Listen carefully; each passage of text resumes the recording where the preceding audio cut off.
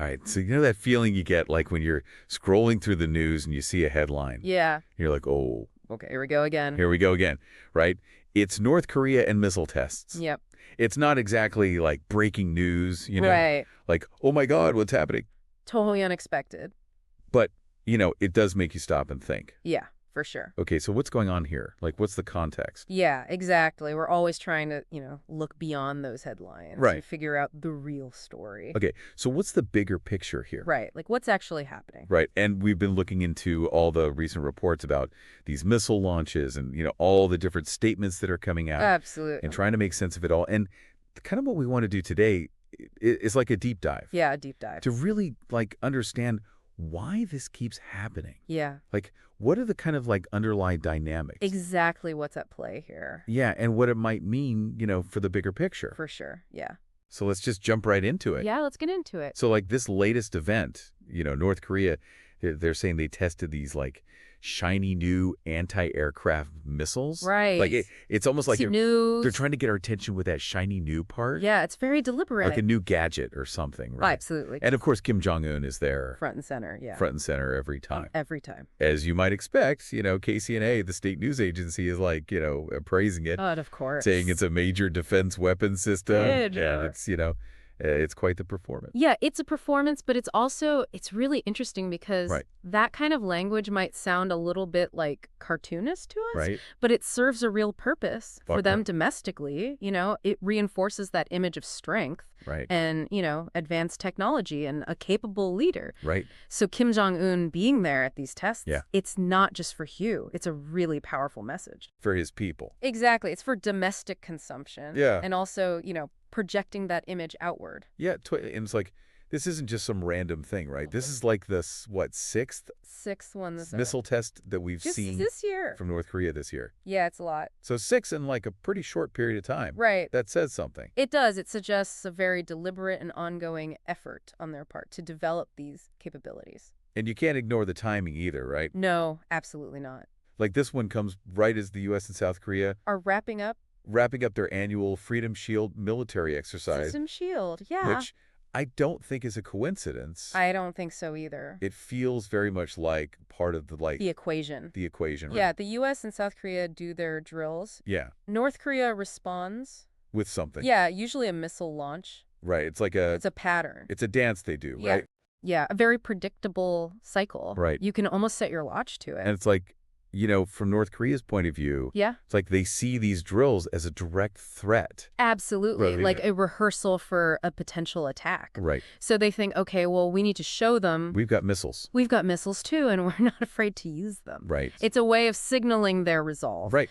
Showing that they can retaliate. Right. And this time, it feels like the rhetoric from Pyongyang is especially Pointed. Yeah, their Ministry of Defense actually came out and said that these drills were specifically simulating attacks on their underground tunnels. Which is a big deal That because is where they can't. potentially nuclear weapons. Yeah, potentially the nukes. So that's a pretty serious claim. Yeah, And, then they have their spokesperson come out Right. and say, this could have grave consequences. yeah, And they don't really specify. which is scary. It is scary, right? Like, what does that mean? Exactly. What does that mean? More missiles, stronger threats. Propaganda. Who is? Right, it's like they're trying to keep us guessing, Exactly. which is effective It is effective. at making us uneasy. Totally. It's like they're reading from the same old playbook. Right. Same old script. Right, we hear reckless military moves jeopardizing our sovereignty. Yep. Like every time. And it's like, It all starts to sound the same. yeah, it's almost like background noise now. Right. And that's the danger. Yeah, We get so used to hearing it right. that we stop paying attention. But every one of these events is Yeah. a real risk. Of things getting out of hand. Absolutely. Right. You can't afford to just tune it out. Right. And, it's interesting because, former President Trump Yeah. has said he still wants to talk to Kim Jong Un. Right. He's expressed interest in continuing those talks Right. that they had. But it doesn't really seem like... North Korea is biting. Yeah, it doesn't seem like they're that interested. No. Like, why is that? Well, analysts are saying, Okay. it seems like their focus has shifted away from engaging directly with the U.S. Okay. And a lot of people think it's because of their ties with Russia, Right. especially now with what's going on in Ukraine. Right. They're Right. getting support from Russia, Right. and that gives them leverage, so Okay. they don't feel like they need to talk to Washington. So basically, like the experts are saying, don't expect North Korea to come back to the table anytime soon. Yeah, that seems to be the general consensus. Right. But, things can change. Right. Geopolitics is a very fluid thing. So if Right. things in Ukraine change drastically, Okay. or if there are internal political shifts in North Korea, Right. or if some other country comes in and tries to restart the diplomatic process, Yeah. then maybe things could change. Okay. But for now, it doesn't seem likely. Okay, so it really does feel like this is a recurring drama Yeah, playing out on the Korean Peninsula. absolutely. Military exercises, missile launches, condemnations. Threats. It's the same story over and It's over. a cycle. And I think that's the important thing for our listeners to understand. Yeah. This isn't just random, No, like, aggression. not at all. This is a pattern A very deliberate pattern. of action and reaction. Exactly. And it's all tied to these military activities in the region. Yeah, and to these broader geopolitical issues. So the big question then is, what would it take to break this cycle? That is the question, isn't it? Like, is it just about the military exercises? Yeah, are those the real problem? Or is there something deeper going on? Right. Like maybe they need to look strong. Or their own people. Right. Maybe it's about domestic politics. Or maybe they have like long-term goals in the region strategic goals. that we don't even know about. Exactly. And until we understand the why behind all of this, Yeah. we can't really understand the bigger picture. Right.